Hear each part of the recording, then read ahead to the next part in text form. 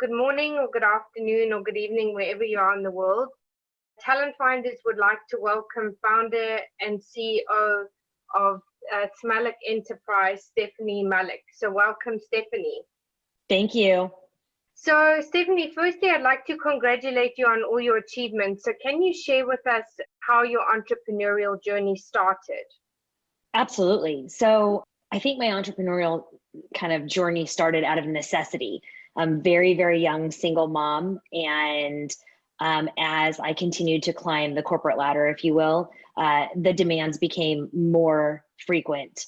Yeah. Being a single parent, it was a little bit difficult, especially being a young single parent, maybe not having quite as many funds as I would have had if I was older and more successful at the time, being able to hire a nanny or childcare, etc. Yeah.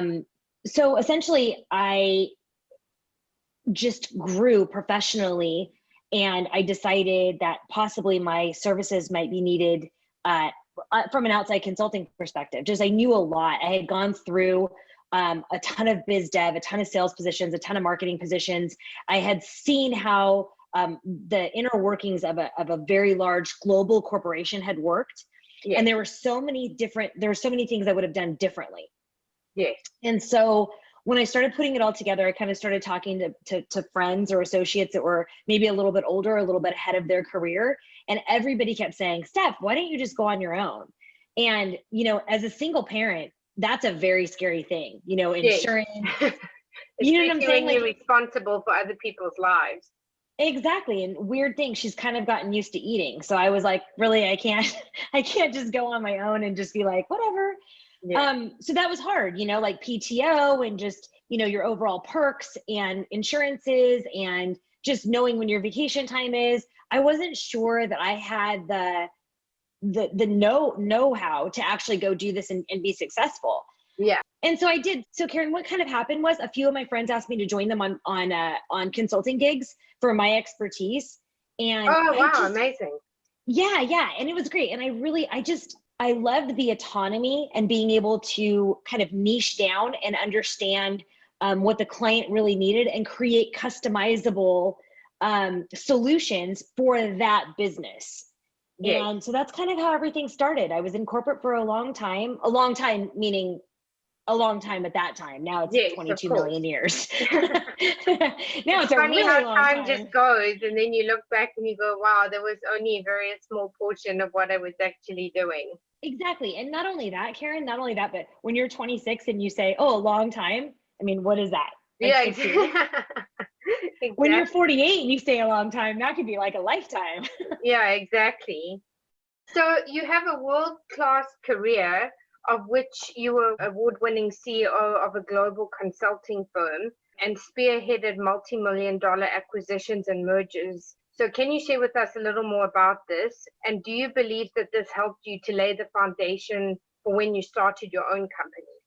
So yes, I do believe that everything that I've gone through, a lot of CEOs, a lot of founders, a lot of business consultants don't talk about their failures. Yes. And I talk about my failures all of the time.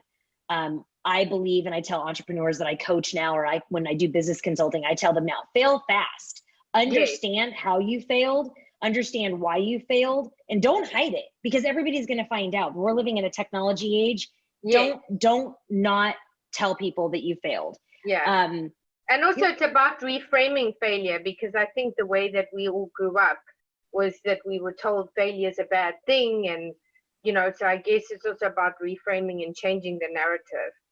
Right. And not only the narrative, Karen, but changing the lens.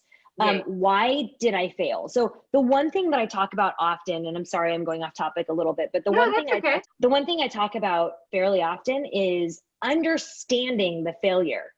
Yes. So people are so keen on the destination. I've made it. What does that even mean? No such thing. Exactly. And if you make it and you stay where you are, then you're stagnant in a matter of minutes. And now the technology is so prevalent. Now that it's so prevalent, you get stagnant even faster. Yes. So to answer your question, yes, I believe every failure, I believe every single success laid the groundwork and the foundation to get me more comfortable with the journey, to get me more comfortable with being morbidly uncomfortable. Yes. That's incredible. And also, I think for a lot of people, it's also your reaction and the way you react to failure. So I think that that's also another big lesson. And also at the time, I suppose you don't always know, like when you're doing something, it's only when you look back that you're able to actually connect how it all comes together. Right. And also too, Karen, the measurement of success. So sometimes, you know, in being in sales and in being in Silicon Valley for 20 plus years and working for very large corporations and partnering, as you said, with very, very large corporations, like all over the world. Okay. Yeah. What's your measurement of success? Was it the deal? Was it the deal closing? What actually was your measurement? You, yourself, what's your measurement of success? People are so quick to go, but the deal closed and you did such a great job. Did I do a great job? Yeah. Did I hurt anybody? You know what I'm saying? Did I hurt anybody? Does everybody else feel like it was a good deal? Was it mutually beneficial? You know, how did I make people feel along the way of closing these, you know, 40, 50 million, $100 million deals? Yeah. What did it look like for them? What was their lens? So I always like to just really be very cognizant about what the other person sees, you know, that I'm dealing with, the partner in the relationship. Absolutely. So what are some of the biggest lessons and learnings you've had within your own career? And can you give us some examples? I mean, I'm sure you've had multiple, but what really stands out for you? So I really grapple with this question a lot. I get asked this in several different versions. Yes. And I always not feel an like easy question to answer, actually. It's really not. I think people really expect for me to go, you know, oh gosh, I've written over $1 billion in business. That's not it for me. No. It's really seeing the impact and the presence and the purpose of the people that I coach or that I help through their business. It's seeing how we are so different with the way that we hire. It's that we have 1% turnover in the firms that we've created.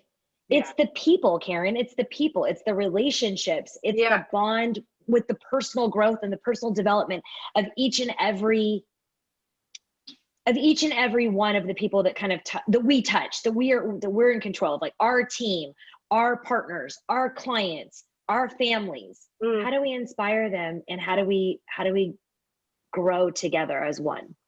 Absolutely. And it is all about people and relationships. I think that's the whole thing, and creating longevity with those relationships. It's not like, oh, I'm just going to know this person for 5 minutes and then, you know, get something and then move on. So you're 100% right. And I think that definitely that part of it is being amplified. And I think it's been amplified through COVID as well, and through, you know, some of the experiences that people have had through this pandemic.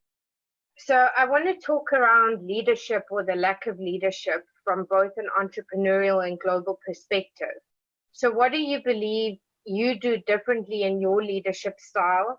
And what do you believe needs to change in leadership roles? So from a global and an entrepreneurial perspective.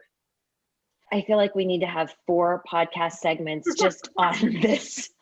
I'm like, this is part one. There's such a lack of leadership on the political level and all the way down. I don't want to make this about politics, but yeah, it's just the lack of leadership is quite frightening. It is. And talking about it is even more frightening. Yes.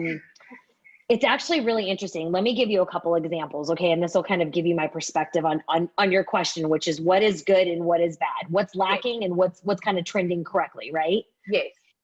So I have made it a practice in the last 6 months, when I get on the phone with a leader for whatever, for high impact or performance coaching, to business consulting, or to private equity firms that we're dealing with in working with their team on how to connect, or self-awareness, or EQ, whatever it happens to be.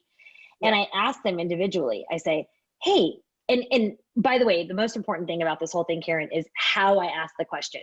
So I'm not sitting in a boardroom taking notes, okay? No. I'm like, hey, let's go grab coffee. And I'm like, hey, you know, talk to me about what leadership means to you. And they're like, what do you mean? Like getting a strong following. Or last week I was talking to a very, very well-known leader. And he said, I know I'm a good leader because everybody tells me so. Wow. And I said, Oh, that's Wow. awesome. That's amazing. How do they tell you that you're a good leader? Like, what is that narrative? What does that look, what does that sound like? Mm. And the information that I got back, I just felt like he was very tone deaf in what the people were actually saying to him. Yeah. And I believe that leadership has gone more towards authoritarian opposed to hearing and understanding, inspiring others, making others believe in themselves, bringing out the skill set and the talents of others, and really understanding what they need from a diversity, equity, and inclusion standpoint. They go, oh, we know. How do you know? Well, we just know because, we understand. How do you understand? Yeah. So let's just say I'm very passionate about this right now. No, I mean, it's good because I think this is what we need and people need to hear it. And I think, you need to call a spade at the end of the day. So I think it's better to be on point and direct about it. So a few weeks ago, we were asked to do a DEI audit. So diversity, equity, inclusion audit. Yeah. And I said, we love to do that, but we do it very, very, very differently. So we choose the people, the company doesn't, because I believe that can be very skewed. So I take a subset of, it could be 20 to 30 people from different divisions. It really just depends on what the scope of work is. Yeah. And I took the leader in from each division and I asked them this question. Here's the question. Please tell me what diversity, equity, inclusion means to you. There were 10 divisions and there were 10 leaders. And then those leaders managed 10 to 15 people.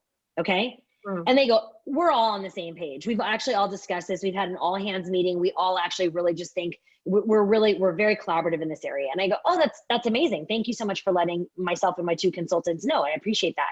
So what does diversity, equity, inclusion mean to you? And this person gave me an answer. And I was like, great, let's talk about this. And so we had some great discussions and then we moved on. Karen, every single person of this company gave a different answer of what diversity, equity, and inclusion meant to them. Wow. And by the way, they were amazing answers. None of them were weird or none of them were like not really well thought out. It was very clear that diversity, equity, inclusion meant something special to them. Yeah. But if we're looking at the overall umbrella of the company and what does it mean to the company as a whole, the leaders have to be able to understand their vision in order to make it trickle down to people feeling psychologically safe and people feeling like they matter, people feeling like it's important that they're there. And it was so clear to me that not only during this audit, but in so many other audits, people are really, really struggling with inclusive programs to make everybody feel like they're special and needed. Yeah. But can I ask you this? Because this is something that I realized in a conversation, whether you're talking male, female, whether you're talking, cross spectrum of race or demographic. I actually think in many ways that people only understand from the reality of their own perspective. So in other words, the way that you grow up culturally is what you know. So do you not think that also plays a role in terms of influencing people? I would agree with you 100%, but if you want my perspective on things, if you are leading anything, you need to have other people's perspective. Absolutely. If you are leading anything at all, your job as a leader is to impact the life of others. And you cannot do them without asking provocative questions and actually listening to the intent of the answer. Yeah. So the whole big, whatever, boys will be boys, or, culturally he grew up this way, then don't be a leader. Yeah, exactly. But what I'm saying is, what I meant by that was, is it not because that's the interpretation, because that's how they understand it from their perspective. So I'm not saying that they shouldn't be inclusive or that they shouldn't be those things, but how do you change that narrative and put somebody in a leadership position when they don't necessarily understand it from all perspectives?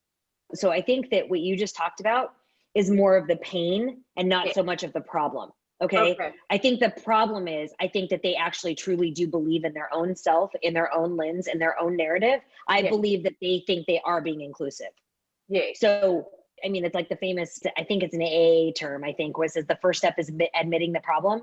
Like Yeah. that's the first step.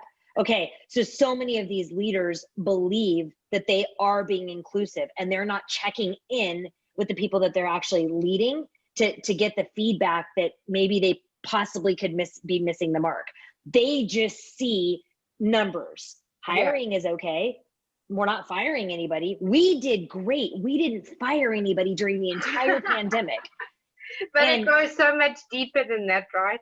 Most definitely. But I don't think that, I mean, that's a self-awareness. That's an EQ issue, Karen. That's really truly knowing who you are, not surrounding yourself with a bunch of yes people. Yeah, absolutely. So your goal is creating customer-centric consulting, executive coaching, and crisis management.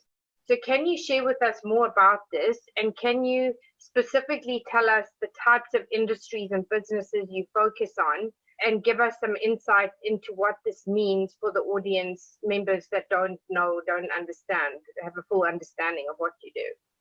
Sure. Okay. So about 4.5 years ago, I left Malico. I'm still the chairman of the board till 2023. That was a management consulting firm, software and organizational development, things like that. A lot of integrations, implementation. So think kind of big like SAP, Oracle, large scale integrations. Yes. One of the things, gosh, a million of the things that I noticed. One of the many. One of the many was that you can tie systems or platforms into anything and make it very successful. But if you don't have the correct people, personalities, perspective to manage and grow, it's going to be constant reinvestment, and it doesn't work long term. The sustainability is really poor. Yeah. So when I started SME, I did it with a very deep purpose of together, people first, people over everything, and together. Yeah. And so we have 3 lines of business. We have a business consulting line. We have a high impact, high performance, like top 1%, high impact coaching. And then we have a crisis segment. So our crisis segment, I'll start with that one first. We are not a crisis communication firm. We are a crisis expertise firm. Yes. So we get you to your best and most optimal result faster than anyone that we know. Yeah. So some of our clients are private equity, high wealth, athletes, celebrities. So we've had 31 clients in the last 4.5 years, and 1 ever has made it to media. So we have a very, very, very private, succinct, discerning group of global attorneys, risk managers, asset developers, you name it, family law, private evaluations, being able to liquidate very, very quickly without the giant fees associated with it. And we don't communicate the crisis. So we are very, very private and very discerning. Most of our cases settle within 6 to 9 months, which average time in court is usually 2 to 5 years. So think of like the college, So think of the college admission scandal. We do a ton around money laundering, bid rigging, skimming, sometimes, infidelities or personal divorce situations for high wealth individuals. And we have all of these people on our team to get this settled for you quickly so you can move on and your family can move on with their lives. That's amazing. So crisis. Yeah, that's the crisis aspect of things. So business consulting is truly business consulting. So what is your offering? Who are you offering it to? So what is your audience? How do you know that that's the right audience? How is your offering priced? Who are your competitors? Are you first to market? If you're first to market, what does your budget look like to educate the market on being first to market? What are your key differentiators and being different from your competition? And how does your audience know? One of the biggest things that we handle in business consulting is how to hire, how to attain and attract the absolute top talent and develop them. So they really understand the investment that you are making into them and they want to stay long-term. And so we do a lot around business consulting, around offers, around business development, around your hiring and firing procedures, your DEI reports. What do they look like? What markets do you want to go after? Any emerging technologies around your offers? So it's very specific and it's very customized and it's global. Wow, that's amazing. Yeah. Yeah, And then last is the high impact coaching. And that's like kind of the, like I said, the top 1% truly. What that looks like is you're already insanely successful and maybe you're missing a few things. And so we do a lot of tweaking. Sometimes we bring in your team, sometimes we bring in your family, but this is truly the president and CEO getting ready to IPO. This is the president and CEO who's having some problems with their boards or connecting with their team. yeah. This is really getting to the next level of your leadership skills and your distress tolerance and your purpose and your EQ. Yeah, that's amazing. And that's what people need, because everything, like you say, integrates. So I think what you're doing is phenomenal. So Thank you. saying that, what has been some of your biggest career highlights? Or is there one particular thing that stands out for you? So I think that this changes for me year over year. You know, Yeah. what's the most important thing right now? You know, I could tell you, oh, it was, you know, a $45 million co-technology deal that I closed and the deal wasn't even mine to close, you know, 15 years ago. Yeah. It's not really that, Karen. It's really connecting with the relationships that I Yeah. have created. It's being top of mind to some of the most influential people around the globe and having them reach out to me to be a trusted advisor or a strategic advisor on their board. It's the relationships. It's the development of being very, very uncomfortable and being so comfortable not knowing what the answers are. Yes. I really just think it's so much more authentic when you don't know what's going to be asked of you and you're able to quickly raise your hand and go, you know what, I'm not sure, but I actually know the perfect person to help with this. Yeah, absolutely. It's the connection, it's the relationships that you build and the people that are next to you, and the people don't yes you to death, but they're like, oh, hey, Steph, let's, you know, I'm gonna agree to disagree. And this is kind of what I'm thinking. You know what I'm And you saying? can It's still really have just a decent, healthy relationship with those people, even if you disagree. And you grow because you're understanding other people's perspective. Yes. You're understanding who they are and how they got, you know, through their own journey. So Yeah. I just would have to say, truly, I would say it would be the relationships that I have built and the people that I surround myself with. Amazing. So I want to talk about the challenges that women still face, from harassment to equality, and how and what do you believe we need to change the narrative on a global scale, so we no longer have to be in a place where there's gender discrimination or any other form of discrimination that takes place. And what do you believe some of the practical examples of what we all need to do to change this narrative? Which I know is very broad, but it's some, you know, conversation that needs to be had, which is unfortunate, but we're still having it in this day and age. Yeah, I would absolutely agree. I would say that it's very, very unfortunate. Obviously, the question is very broad, so let me give you a couple scenarios. Yeah. I would say the first thing is constantly and continuously being a student and being educated. Yes.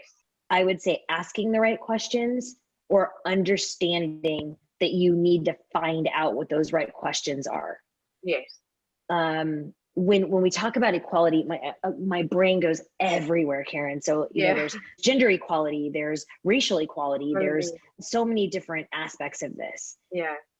I think coming from a place of empathy and a place of connection and really understanding how bullied people feel or how silenced they feel. Yeah. And making those really small 2 to 3%, you know, like tweaks, those really small, those very small shifts, and asking better or different questions. Maybe your style, your interview style is you kind of take everybody through the same exact thing. If that's the case, that's completely fine. Just add 1 or 2 questions in there to find out what diversity means to that other person. And after you do that 4 or 5 times, 4 or 5 minutes of your day, you start to see and understand a different perspective. Yeah. We must educate ourselves on the pain and the fear and the anxiety that comes around the overarching equality or the Me Too movement or everything else that these people have gone through in a very short amount of time, and how present and prevalent it is right now. You can't go out of your house. Wherever you go, you see a gender or a racial or a salary or whatever it happens to be not leveled to where you think, oh wow, that's super interesting that is going on right now in 2021. Yes. It's heartbreaking, number one, but number two, people see it and they think about it, but they don't say anything about it. No. They don't try to get to a different perspective. It's funny. I'm going to tell you something really quickly, Karen. Whenever I think the BLM movement started, yes, around the Floyd incident, okay? Yes. I remember I was paralyzed for a week. I was like, do I say something? Do I not say something? What if I say the wrong thing? What if I don't say the right thing? I was just all over the board. Yeah. And I remember reaching out to several of my very dear friends. I mean, these people are like family. These are like brothers and sisters to me, okay? Yes. To a subset of African-American people that are very close to me and saying, how are you? How are you? How are you feeling? What's going on in your head? Talk to me about what's going on.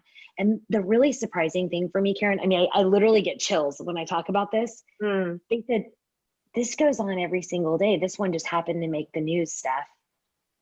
And I was like, no anger, no joke, very solemn. Just, this is happening every single day. We are afraid when our boys go to prom, when our boys are driving home from a late baseball or a basketball game. We are on pins and needles because we're afraid what will happen if they get pulled over, or we're afraid if kids are being kids in a car and somebody maybe accidentally, like maybe swerves or something. What will the police officer, what will law enforcement, or what will happen in their head? This just made the news, Stephynie. It's not like this is not what we're feeling every single day. Yeah. I remember, Karen, that perspective, it was crushing for my heart because I just thought we were moving in such a different direction than where we actually were. Yeah. Yeah, it's hectic. It really is. So, but I think what you did is the right thing in the sense that, you know, we need to have these conversations. Like you say, it comes back down to education. It comes back down to all of those things. But it is a challenge because it's like you say, am I saying the right thing? Am I doing the right thing? Am I being patronizing? Like there's so many different variants. It's hard for people to decide or even know what is the right thing to do when it comes down to it. So I think and when we those were discussions is very good. It is, absolutely. And Karen, when we were creating, so in the middle of the pandemic, we were getting asked by a lot of large corporations, a lot of global firms, if we could help with like a something called a resilience plan or a return back to work safely plan. Yes. Like what were people needing to come back to work? Like what was going to make that single mom or, you know, that breadwinner feel comfortable entering back into the office? What did that look like? Yes. And when we were creating the questions, it became so apparent to me that leaders were so nervous about going outside of the status quo. I had email after email going, I really need to ask this. Why do I need to ask this? I don't want to ask this question.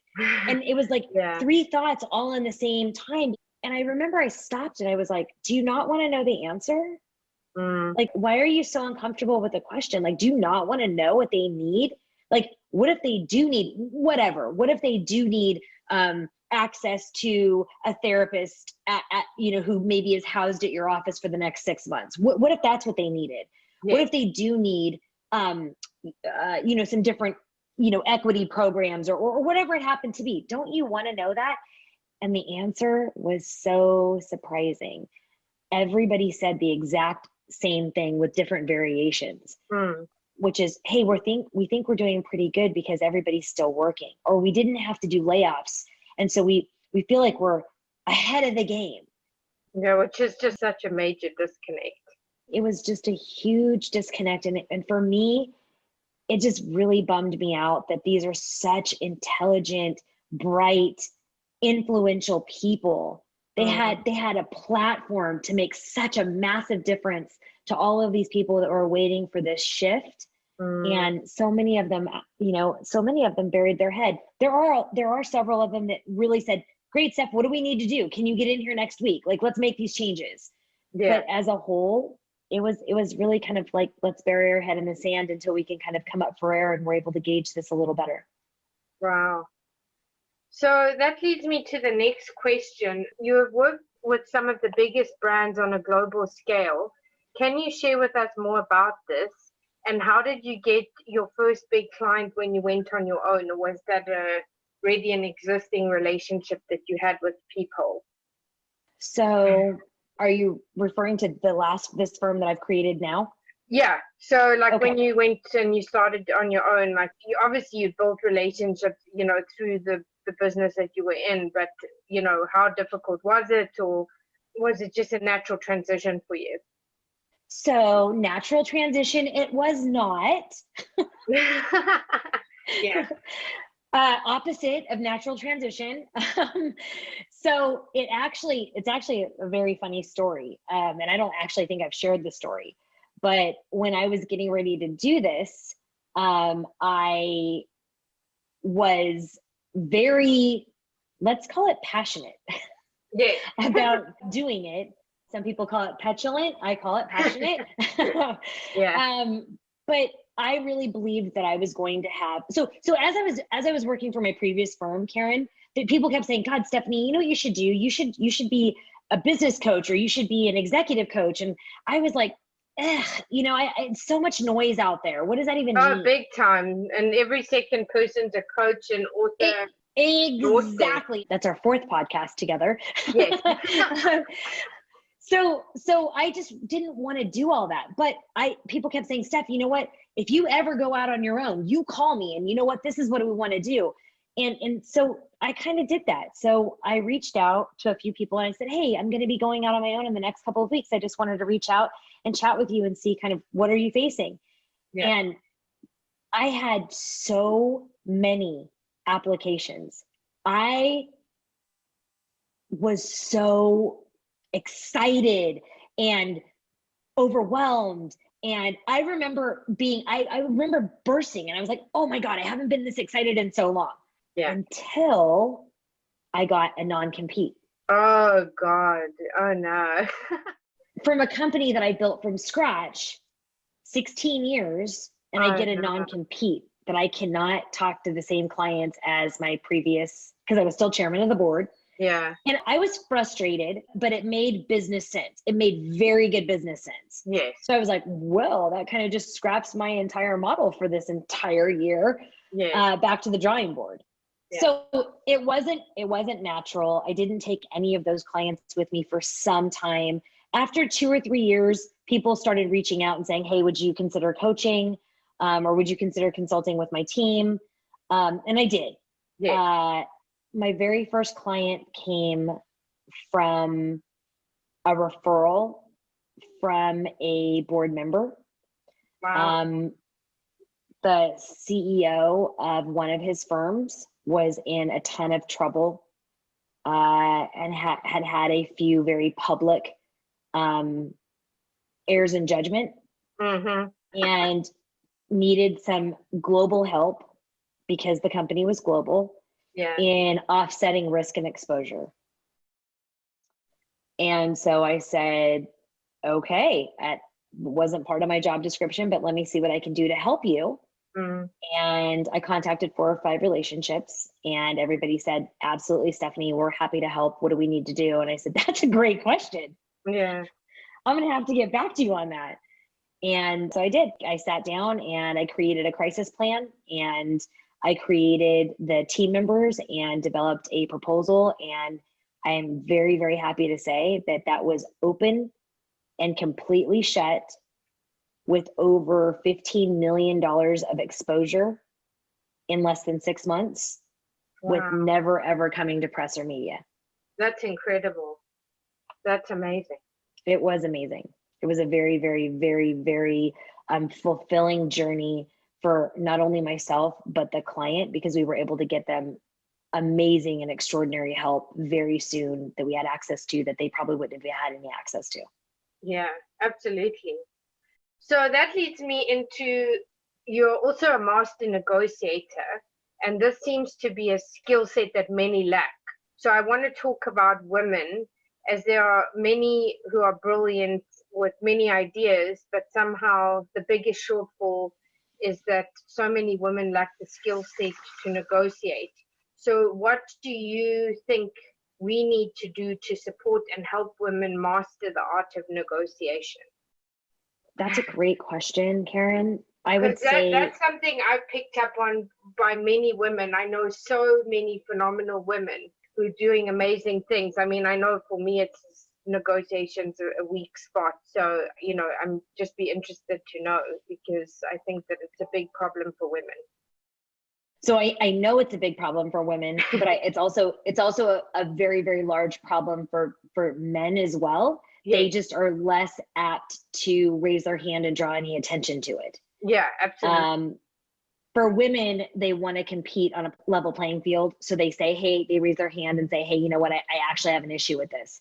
I know it's an issue because about 6 months ago, we did a workshop on negotiation, and we did it for 10 people and 120 people showed up.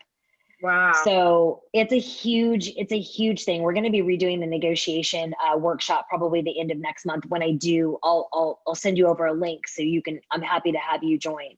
Oh, perfect. That would be wonderful. Thank you. Yeah, absolutely. It comes down to 2 things and 3 things if you don't do the first 2 well. Okay. So the first thing with negotiating, the absolute first thing is having effective listening skills. Yeah. Not listening to respond, but listening to fully understand. Yeah. And if you're fully understanding, really, really understanding what the intent of their response is, then you can get down to what their points of pain are or their points of interest are. Yeah. So the first thing is effective listening. The second thing is defining your poignant and provocative questions that you're going to ask. Yes. Okay. Oftentimes we get into a flow or we get into a rhythm of asking questions. I mean, a great example. Hey, Karen, how are you? Reflect. I'm fine, Stephynie. Thank you for asking. What I do is go, no, Karen, I'm back here. How are you? Like, were the kids up all night? Did you have a great time on your honeymoon? Walk me through that. I build this time into the meeting time. Yeah. So if I need 40 minutes, I have 10 minutes where I'm just really looking at them eye to eye and asking them provocative questions that I can engage in. Okay. Once you have this rapport built with the person that you're negotiating with, yes, it flows very freely. There's 2 more things I would say. Okay. It's very difficult to say this, especially to a woman, because when women are passionate, they all of a sudden become emotional. Yeah. Not the case. We all Not get the told case. that. Exactly. And it's like, it's so interesting. A guy can flip a table over and then walk out of the room and they're like, wow, he really is into this. But a woman does that and they're like, what's going on with her? Or she's unhinged. Yeah, exactly. She's losing it.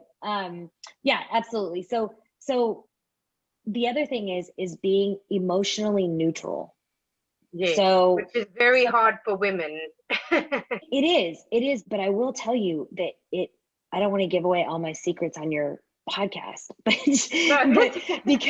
but becoming less emotionally charged, that's a skill.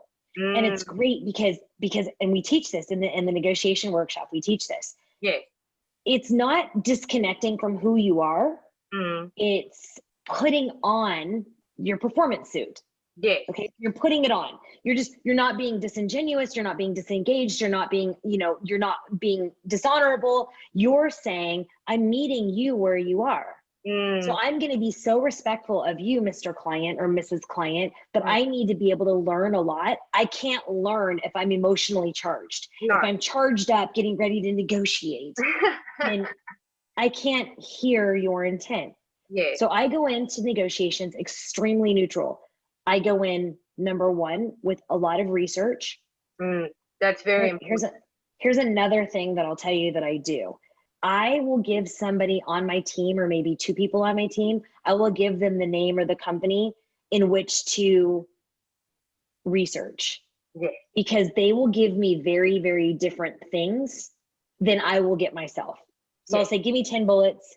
And so each of them will go do it. And I will get, it's very, very little time is there ever a overlap. It's usually very different things. Yes. So I get the information, and then I sit back and I think about, what is my bottom line? What do I need to feel whole whenever I leave?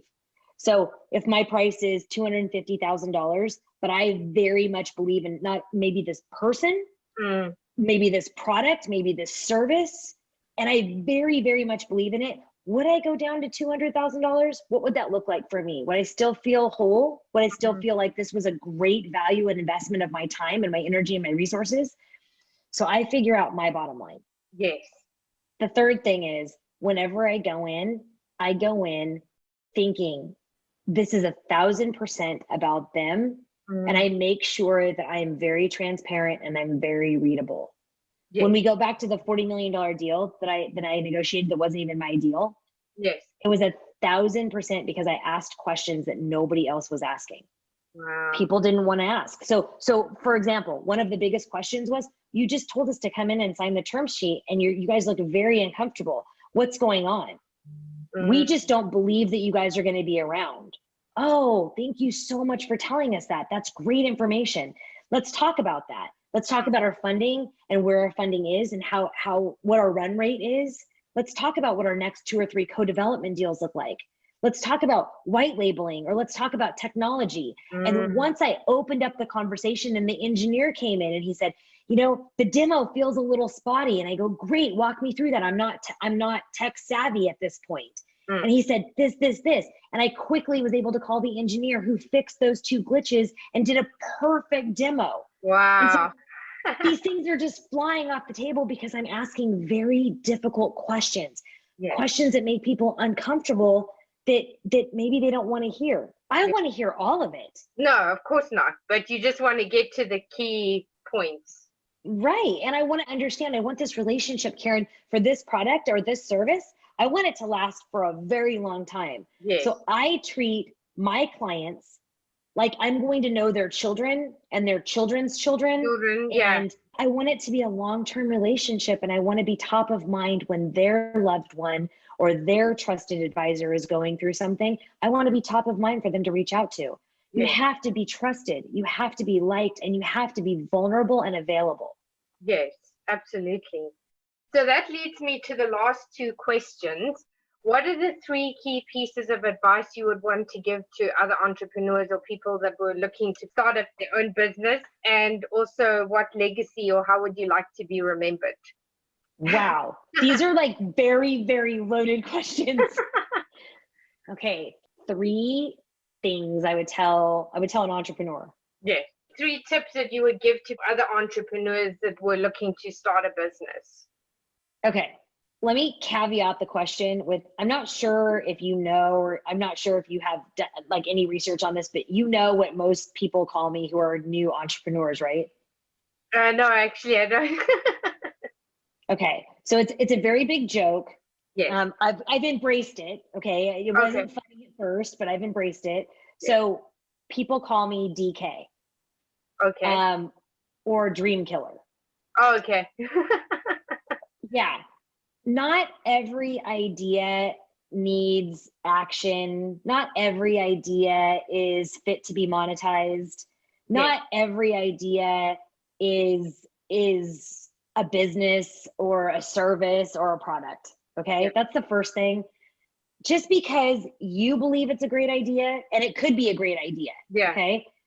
How are you vetting it? How are you going out and seeing if people would pay for it? What's your idea, and how are you putting it out there for people to kind of blow holes in it? Yes. And you need to do that. And I would advise, and I do advise, that you go to people that are very busy and very blunt and very forward, because you will waste a lot less time. 100%. 100%. Yeah. And the other thing is too is, and I do, by the way, I do this 2 times a week. So 2 times a week, you can call me. It's Ask Me Anything. Okay. It's called AMA with Stephynie, and you can ask me anything.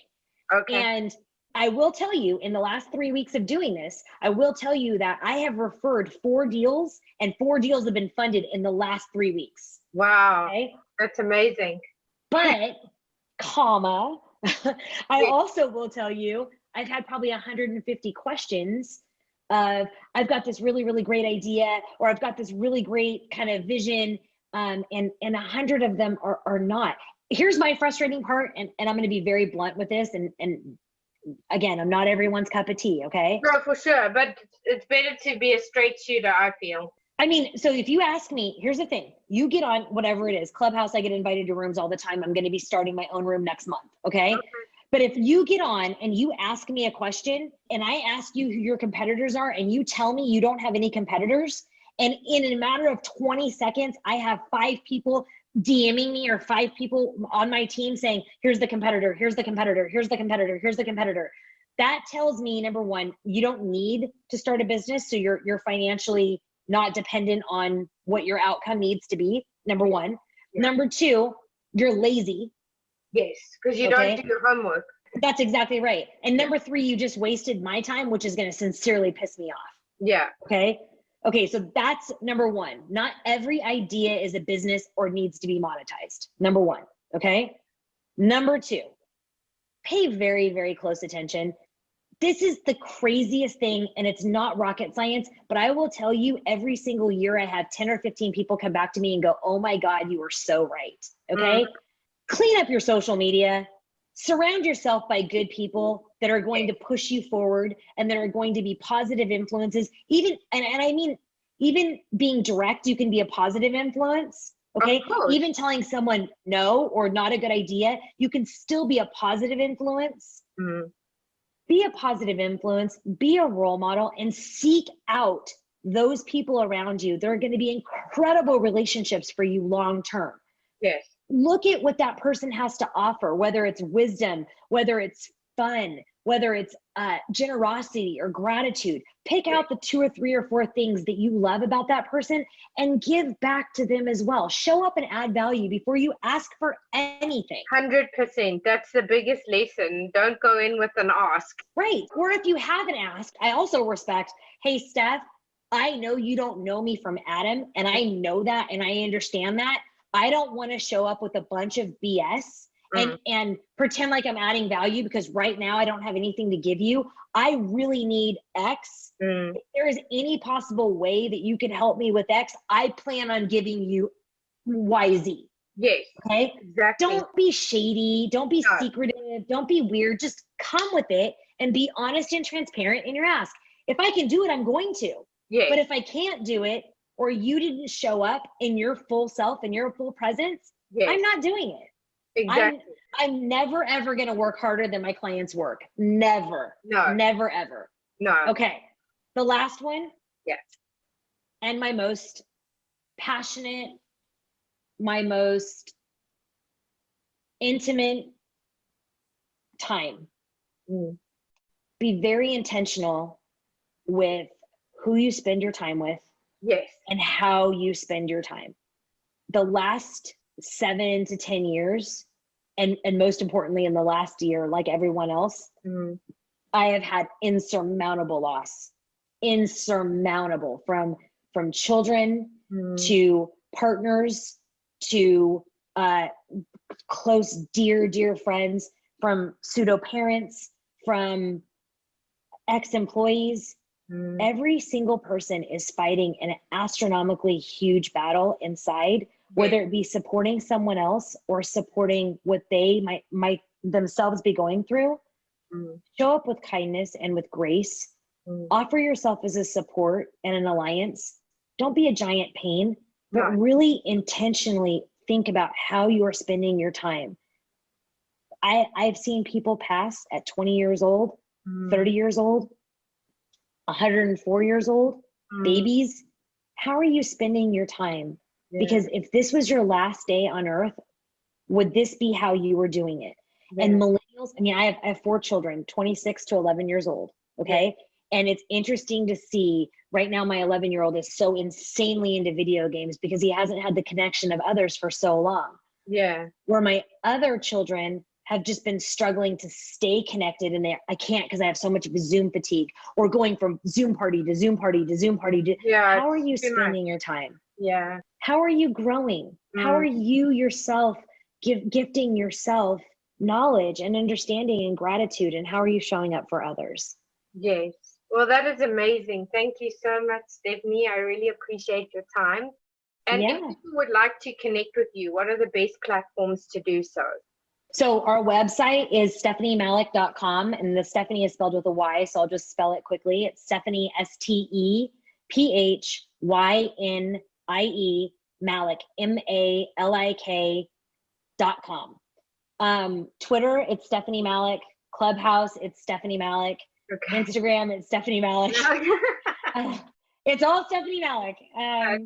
So that's the best way. I would say if there's something specific, if somebody needs help now, just DM me. I have a full social team and they go through it probably 20 or 30 times a day. Okay. They pass along messages to me immediately. Any workshops or any of the upcoming courses, we actually created a special offer for your listeners. So we are going to forward that over to you for any of them to be able to join. Awesome. Thank you so much. And hopefully we can have you back in the future to see where you are in your journey. I would be honored. Thank you. Yeah.